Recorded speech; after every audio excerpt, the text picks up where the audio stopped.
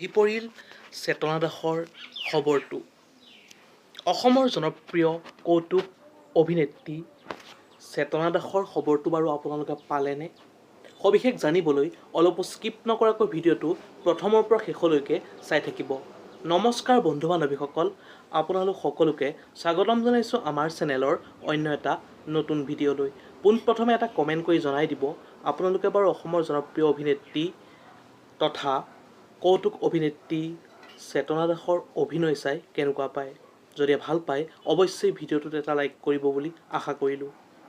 অসমৰ জনপ্ৰিয় তথা কৌতুক অভিনেত্ৰী চেতনা দাসৰ খবৰটো পাই অনুৰাগীৰ কি প্ৰতিক্ৰিয়া, সবিশেষ জানিবলৈ অলপো স্কিপ নকৰিব, তেতিয়াহে আপোনালোকে ভালদৰে বুজি পাব। অসমৰ জনপ্ৰিয় অভিনেত্ৰী চেতনা দাসৰ আহি পৰিছে এটা অতিকৈ ভাল খবৰ। ভাল খবৰটো হ'ল যে নটসূৰ্য ফণী শৰ্মা বঁটা পাবলৈ সক্ষম হৈছে অসমৰ বিশিষ্ট তথা জনপ্ৰিয় কৌতুক অভিনেত্ৰী চেতনা দাসে। আৰু এই খবৰটো পোৱাৰ পাছত অনুৰাগী সকলো স্বাভাৱিকতে আনন্দিত হৈ পৰিছে।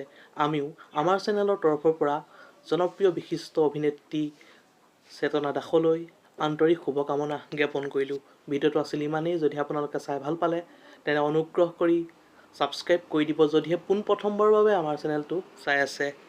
ধন্যবাদ।